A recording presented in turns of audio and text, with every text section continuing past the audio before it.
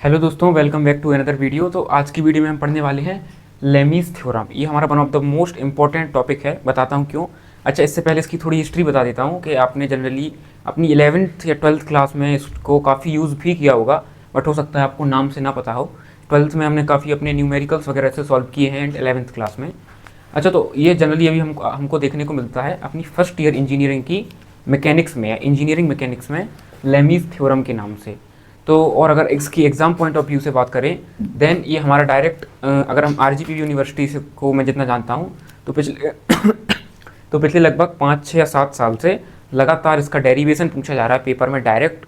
और अगर किसी पेपर में इसका डेरिवेशन नहीं पूछा है देन इसके थ्योरम पे बेस्ड एक न्यूमेरिकल पूछा ही जा रहा है। तो आपको इस चीज़ को बिल्कुल भी स्किप नहीं करना है। इसके अलावा ये आपको कहाँ काम आने वाला है, ये आपको अगर आप मैकेनिक्स के न्यूमेरिकल सॉल्व करते हैं देन आपको ये न्यूमेरिकल सॉल्व करने में बहुत ज़्यादा हेल्पफुल होने वाला है। बड़े बड़े न्यूमेरिकल्स भी, जैसे हमको टेंशन वगैरह फाइंड करनी होती है रोप में एंड अदर थिंग्स, वो बहुत ईजिली से सॉल्व हो जाता है। चलिए अब देखते हैं इसका स्टेटमेंट क्या है। तो इसका स्टेटमेंट क्या बोलता है, it states that if three coplanar forces acting at a point B in equilibrium then the magnitude of each force is proportional to the sine of angle between the other two। इसका मतलब क्या है, ये कह रहा है हमसे it states that if three coplanar forces are acting at a point. 3 coplanar force है, मतलब 3 फोर्स हैं एक प्लेन में। जैसे ये बोर्ड का एक प्लेन है, इसमें 3 कोप्लेनर फोर्स एक्ट कर रही हैं एट अ पॉइंट। तो जैसे एक पॉइंट मान लेते हैं ओ, तो हम मान लेते हैं ओ से ए की तरफ एक फोर्स हमारी लग रही है पी, ओ से एक बी की तरफ फोर्स लग रही है क्यू, एंड हमारी ओ से सी की तरफ एक फोर्स लग रही है आर। और ये तीनों क्या है, acting at a point B in equilibrium. ये तीनों इक्विलिब्रियम में है, मतलब तीनों बैलेंस्ड हैं। मतलब ओ पॉइंट हमारा स्टेशनरी रहेगा, ये तीनों एक दूसरे को कैंसिल कर दे रही हैं। तो be in equilibrium then the magnitude of each force, हर एक फोर्स का magnitude is proportional to the sine of angle between the other two. Angle की बात हुई है तो पहले एंगल का नाम दे लेते हैं। इस एंगल को सपोज कर लेते हैं लेट अल्फा, ए के सामने अल्फा, बी के सामने लेट कर लेते हैं बीटा, एंड सी के सामने लेट कर लेते हैं gamma. Alpha beta and gamma.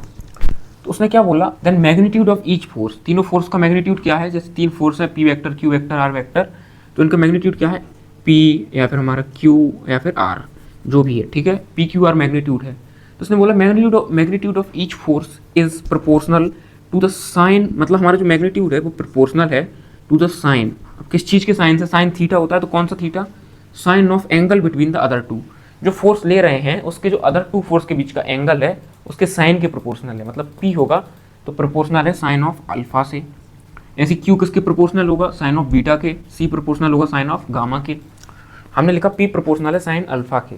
तो इधर से हम एक और चीज़ लिख सकते हैं, अगर प्रोपोर्शनैलिटी हटता है तो एक हमारा कॉन्स्टेंट आ जाता है। तो हम लिख सकते हैं P is equals to K sine alpha. Similarly हम लिख सकते हैं Q is equals to K sine, अगर हम Q ले रहे हैं तो इसके सामने जो अदर 2 फोर्स हैं उनके बीच का एंगल है बीटा, तो साइन बीटा। और R is equals to K time sine gamma. अच्छा, अगर हमको अब K की वैल्यू चाहिए, जैसे हमको चाहिए K की वैल्यू क्या है, तो इधर से K की वैल्यू कैसे निकलेगी, साइन अल्फा को P के डिवाइड में पहुंचा देंगे, तो K इज इक्वल्स टू क्या आ गया, P upon sign alpha. Similarly अगर सेकेंड वाले से हम K की वैल्यू निकालें तो आ जाएगा Q अपॉन साइन बीटा, मतलब K किसके भी बराबर है, Q upon sine beta. And साथ के साथ वो तीसरे वाले से क्या आ जाएगा, Q किसके प्रोपोर्शनल आ जाएगा, R अपॉन साइन गामा। ये गामा लिखा है, थोड़ा गामा मेरा अगर सही ना बनता हो तो आप लोग इग्नोर करिएगा क्योंकि आप देख सकते हैं। तो देन K जो है हमारा ये तीनों के बराबर है एंड ये तीनों भी आपस में बराबर हो गए। तो अगर हम इधर से K हटा भी दें, हमको मेन हमारा कंसर्न है ये 3 फोर्स जो दिए हैं, तो ये तीनों आपस में इनका साइन के डिवाइड करके बराबर आ गई। तो जो ये हमारा स्टेटमेंट ही मैथमेटिकल जो ये फॉर्मूला है, यही हमारा लेमीज थ्योरम का मैथमेटिकल फॉर्मूला है। यही चीज़ लेमीज थ्योरम हमसे चीख चीख कर बोलती है। तो हमको ये याद रखना है क्योंकि हमको न्यूमेरिकल सॉल्व करने में बहुत ज़्यादा काम आने वाला है आगे।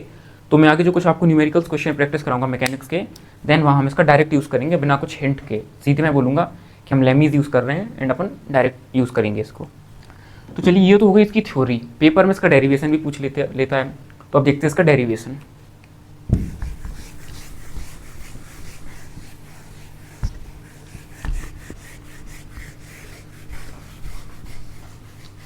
होप आपने इसका स्क्रीनशॉट ले लिया होगा या फिर किसी नोटबुक में लिख लिया होगा।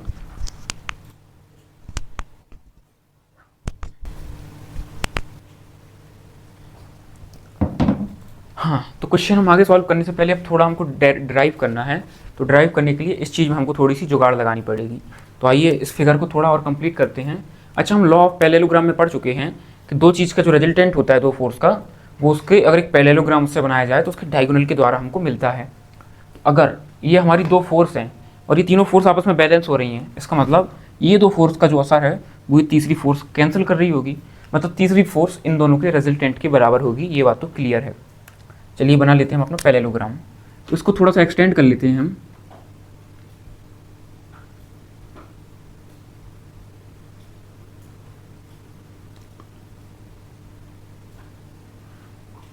ठीक है। अच्छा, आपको थोड़ा ये अगर देखने में दिक्कत ना जाए, ठीक है, ये एंगल हमारा गामा था। तो ये हमने इसमें तीन एक्सटेंशंस बना लिए। इस पॉइंट को हम नाम देते हैं पॉइंट डी। ये सी था तो ये पॉइंट को हमने दे दिया पॉइंट डी। तो अगर ये भी हमारा आर वेक्टर था तो इसका भी मैग्नीट्यूड हमारा आर के बराबर हो जाएगा। ये पी है तो हमारा इसका मैग्नीट्यूड पी के बराबर हो जाएगा, और ये क्यू है तो इसका भी क्यू के बराबर हो जाएगा, क्योंकि पैरेललोग्राम में अपोजिट साइड्स इक्वल होती हैं। अब इसमें हम थोड़ी सी मैथमेटिकल जुगाड़ लगाने वाले हैं, वो आप ध्यान से देखिएगा। सबसे पहले तो अगर हम देखते हैं कि ओ पॉइंट से एक स्ट्रेट लाइन बन रही है इस टाइप की, एंड इससे एक हमारा ओ बी लाइन निकल रही है। हम देख रहे हैं कि हमारा इतना एंगल अल्फा है, देन हमारा ये इतना बचा एंगल क्या होगा, क्लियरली ये एंगल 180 माइनस अल्फ़ा होने वाला है। तो ये भी हमारा क्या होगा, 180 माइनस अल्फ़ा डिग्री। ये चीज़ तो सबको क्लियर होगी। सिमिलरली अगर इतना एंगल बीटा है तो हमारा ये एंगल क्या होने वाला है, 180 माइनस बीटा। यहाँ तक तो डायरेक्ट समझ आता है। देन हमको काम करना है इस ट्राइंगल में ओ बी डी। ये ट्राइंगल ओ बी डी आपको दिख रहा होगा। तो अब थोड़ा ये एंगल फाइंड कर लेते हैं। तो आपको पता है कि अगर कोई भी दो लाइन पैरेलल हैं एंड अगर कोई थर्ड लाइन इनको काटती है, ये हटा देते हैं, तो ये एंगल और ये एंगल बराबर होते हैं। इनको बोलते हैं अल्टरनेट इंटीरियर एंगल्स, एंड ये दोनों एंगल आपस में बराबर होते हैं। सिमिलरली हमको अगर ऐसा कुछ मिल जाए, ये लाइन और ये लाइन अगर पैरेलल हैं तो हमारा ये एंगल और ये एंगल बराबर होगा। तो आप देख सकते हैं कि ये लाइन ए ओ और ये किधर से जेड टाइप का बन रहा है, A O O D and D B, ये आपको दिख रहा है जेड बन रहा है। तो अगर आपका ये एंगल 180 डिग्री माइनस बीटा है तो इधर से अल्टरनेट इंटीरियर एंगल से ये भी कितना हो जाएगा, 180 डिग्री माइनस बीटा। ये बात तो हम डायरेक्ट लिख सकते हैं। इसके बाद हम थोड़ा देख लेते हैं, अपना ट्राइंगल पे ध्यान देते हैं। हम लेते हैं ट्राइंगल ओ बी डी।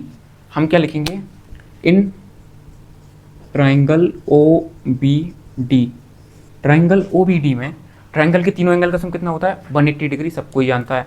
इस एंगल को हम बोल देते हैं ओ। हम ट्राइंगल के अंदर के एंगल की बात कर रहे हैं। ये एंगल फिलहाल ओ, ये एंगल बी, ये एंगल डी, ठीक है। वैसे तो इस फिगर में ये कंप्लीट एंगल है, एज्यूम कर लेते हैं, वो सबको समझ आता है कि अगर ट्राइंगल की बात हो रही है तो वो एंगल ट्राइंगल के अंदर है। तो angle O plus angle B plus angle D है, ये हमारा सम कितना हो जाएगा, 180 डिग्री। अच्छा, एंगल ओ दिख रहा है इधर से 180 डिग्री माइनस अल्फा है पहला एंगल। सेकेंड एंगल बी नहीं पता कितना है, प्लस एंगल डी कितना है इधर से 180 डिग्री माइनस बीटा। ये हमारा बी अलग है, बीटा अलग है, और इसका सम कितना होगा, 180 डिग्री। इधर से एक 180 से एक 180 कैंसिल। हमारे पास बचा angle B. Minus alpha minus beta को मैं एक साथ लिख दे रहा हूँ, तो हम लिख और प्लस 180, तो हम इसको लिखेंगे प्लस 180, माइनस में मैं अल्फा प्लस बीटा साथ में लिख दे रहा हूँ, और इज इक्वल्स टू बचेगा 0, क्योंकि 180 कैंसिल हो गया।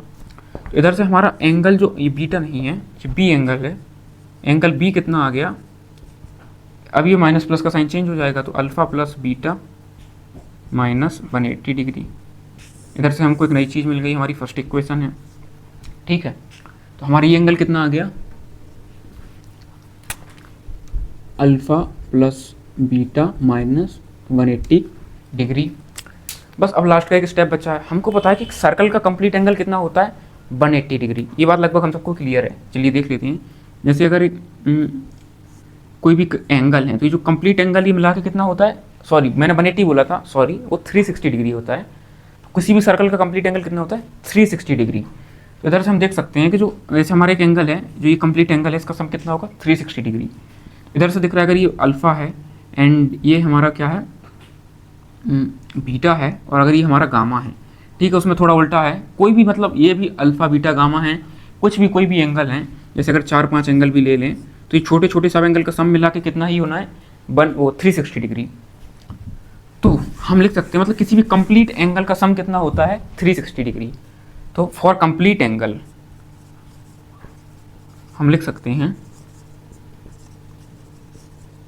हमारा alpha and beta and gamma ये पूरा मिला के कितना हो जाएगा, alpha plus beta plus gamma कितना हो जाएगा, 360 डिग्री।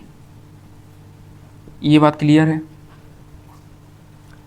अब इधर से एक छोटी सी चीज़ बस हमको देखनी है कि for complete angle alpha plus beta plus gamma कितना आ गया, 360 डिग्री। अब हमको चाहिए अल्फ़ा प्लस बीटा की वैल्यू, ठीक है। हाँ ठीक है, तो ये चीज़ आपने लिख ली होगी। अब इधर से हम एक नेक्स्ट चीज़ कर रहे हैं कि हमने देख लिया कि हमारा एंगल बी क्या है, alpha plus beta minus 180 degree. तो इधर से हमारी अल्फ़ा प्लस बीटा की वैल्यू क्या आ गई, 360 डिग्री माइनस गामा। ये हमारी इक्वेशन सेकेंड है, इसको हम पुट कर देते हैं इक्वेशन फर्स्ट में। यहाँ से हमारा एंगल बी कितना आ जाएगा, angle B is equals to alpha plus beta की वैल्यू क्या है, 360 माइनस गामा। तो हम लिख देंगे 360 माइनस गामा एंड माइनस 180, तो माइनस 180, 360 में 180 गया तो 180, तो हमारा एंगल बी क्या आ गया, 180 डिग्री माइनस गामा।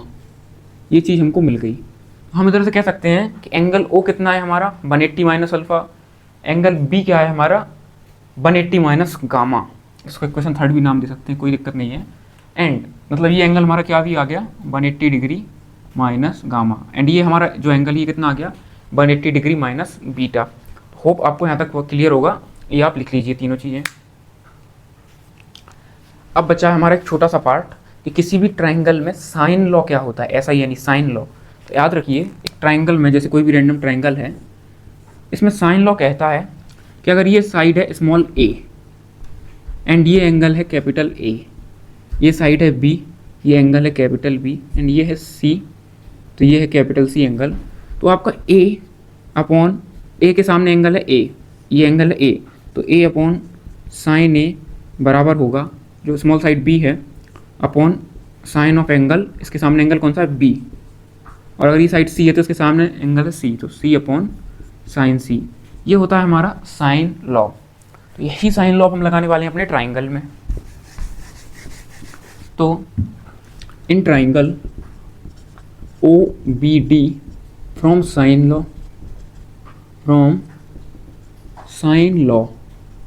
हम लिख रहे हैं साइन लॉ से। साइन लॉ क्या कहता है कि जैसे कोई भी साइड है, जैसे P साइड है, P और उसके सामने का एंगल कौन सा है, ये वाला 180 माइनस अल्फ़ा, तो P upon sine 180 minus alpha is equals to हो जाएगा Q साइड है, Q के सामने एंगल है 180 माइनस बीटा, तो Q अपॉन 180 तो sine of 180 minus beta is equals to हो जाएगा सिमिलरली R साइड है एंड R के सामने एंगल है 180 minus gamma, R upon sine of 180 degree minus gamma. From trigonometry हमको पता है कि सिंस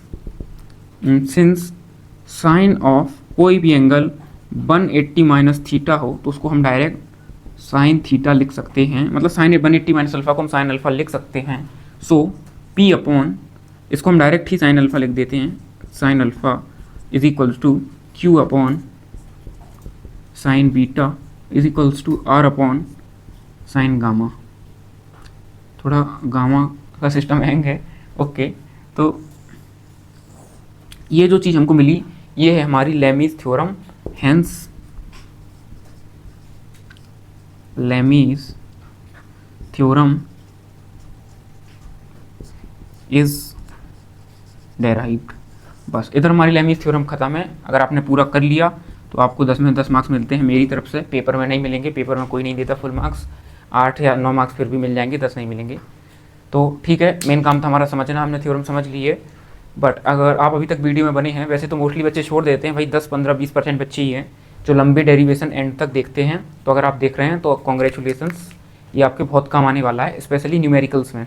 जिसने भी इसको मजाक में लेके हटा दिया कि डेरिवेशन ही तो है, देन उसको हो सकता है न्यूमेरिकल्स में थोड़ी दिक्कत आए।